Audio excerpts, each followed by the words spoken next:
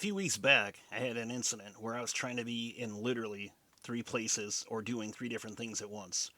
Fred and I brought mom home for the summer, so I was trying to help her move my mom since my mom is currently bedridden. Kid 2 was over for the week as well, so I was trying to make lunch and feed him, and of course entertain him. You know, dad mode stuff. And while all of this was going on, my next door neighbor, who's even a few years older than my mom, caught me outside and asked me to help move a couple of tables down to her basement for her. I didn't hesitate. It occurred to me at that moment that I was the last man standing. I was the only guy around, so I was expected to do the literal heavy lifting. And that's what leadership is. No, I wasn't in charge of any of those moments, with the exception of Kid 2, of course. But leaders find themselves in this exact same position every single day. When something has to be done and there's no one else around to do it, the burden falls onto them. The leader is always the last man standing.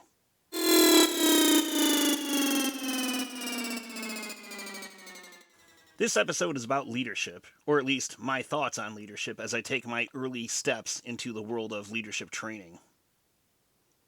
I think a lot of times those of us who are subordinates have a hard time from the outside looking in, realizing the enormous burden of being a leader.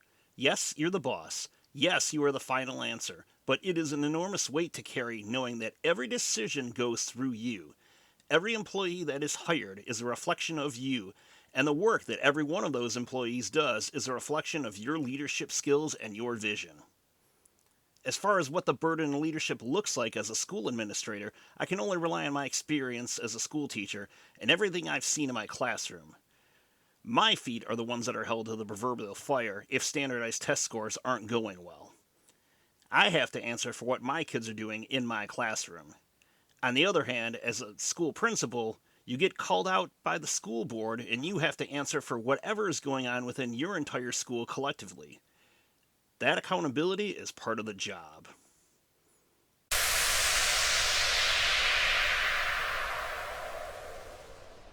Now, I don't say any of this because I've ever craved leadership or I've thought, there is a power vacuum and I must seize the power. Honestly, it came from looking around at how my school was being run this past year. I had conversations with other teachers in the building, people who've talked and been in other schools and seen how some of these other schools run. And they were explaining to me that a lot of the principals in my district are equally as clueless as my principal was. And it just hit me one day. I can do this job better than they do. When you see that level of chaos, you realize that you already have the experience, and if you look closely at the good administrators, you realize that they aren't necessarily always the best classroom teachers in the world, but they know how to lead. These are skills that I've forged over years in the classroom, leading my own little kingdom. Cultivating that strength and gentleness didn't happen overnight. It's an old idea, and it took a long time for me to get it right. I mean, let's be honest. Along the way, I had to get loud. I had to show my teeth a couple of times, and I had to put the hammer down. Metaphorically speaking, of course, so students knew that I wasn't playing around.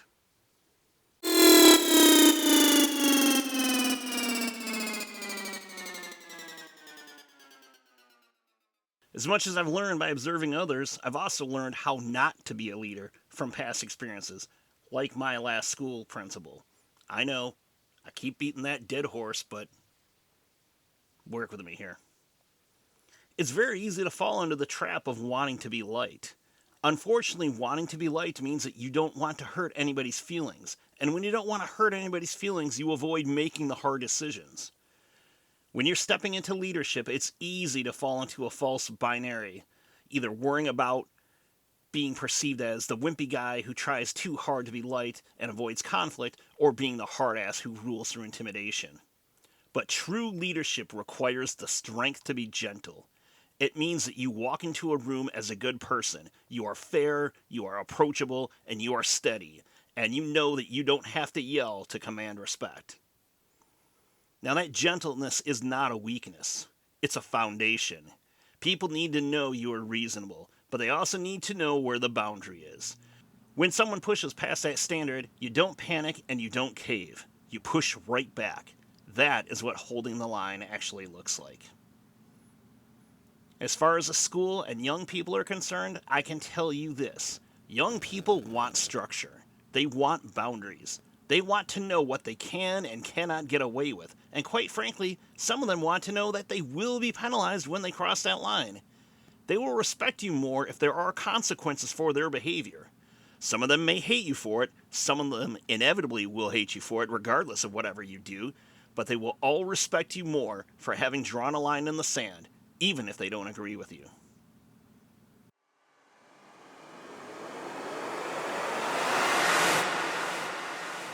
Another thing is that leaders are the ones who set the tone. I've experienced this in my very own classroom. My students are my subordinates, and I am their boss. But they feed off of whatever emotion I'm putting out there. If I seem a little unsure or maybe a little high-strung that day, they feel it, and they respond in kind. When I walk into the room with a cool head, confident, knowing the objectives for the day, and I know how to get them from point A to point B, they respond in kind. Now, if a school principal or a general manager seems clueless, if things seem chaotic, and they act like a chicken with their head cut off, chaos breeds chaos.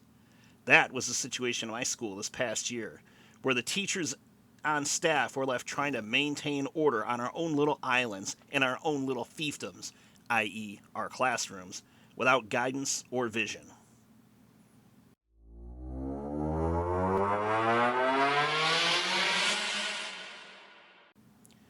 Being that piece of stability, that anchor, that rock for an office, for a school, or for a division, it is truly a lonely place to be.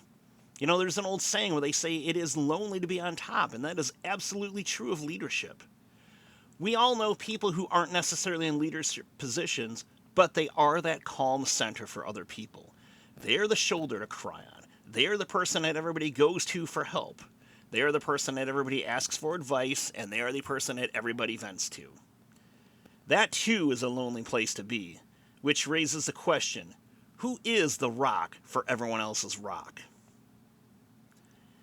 Now, I talked about Sierra briefly in my last episode, and I'll give you a little more information about her. She works in healthcare, and she's the general manager of the building she works in.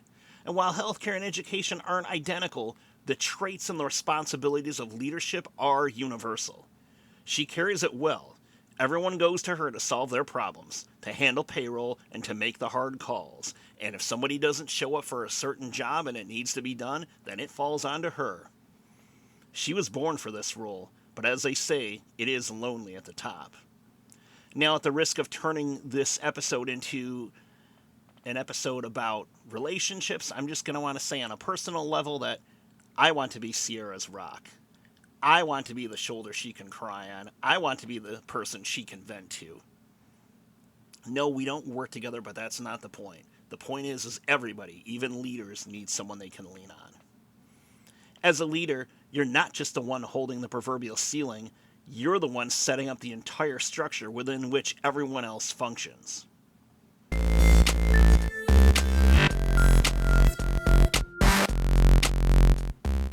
Some people are born to lead. Some people want to lead, and they just don't have leadership skills within them.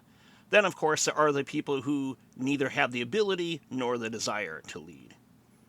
I personally have never really craved leadership, but I've always been a dependable enough worker that I'm seen as a go-to person. But in the last few years, I've started to realize that I do demonstrate leadership skills. I certainly do it within my classroom. I've been leading my own little kingdom for a long time. Now look, I'm not arrogant enough to assume that I have all the answers or that everything I'm doing here is the definitive right way to become an effective leader. I'm just chronicling my own journey through this leadership thing. My own transition from being one of the worker bees to becoming, well, the king bee, I suppose.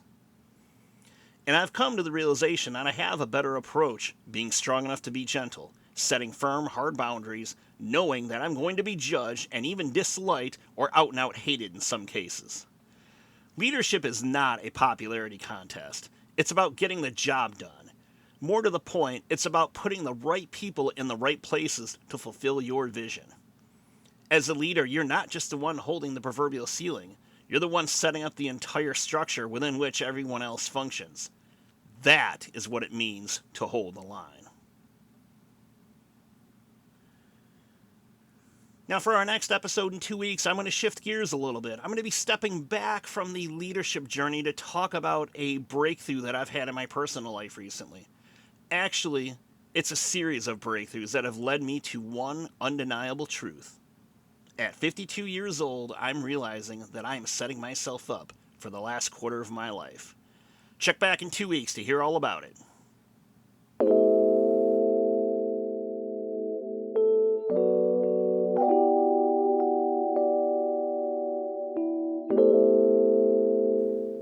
This episode of Rebuilding Rob, the podcast, was produced, edited, written, and hosted by yours truly, your favorite blogger, a guy named Rob.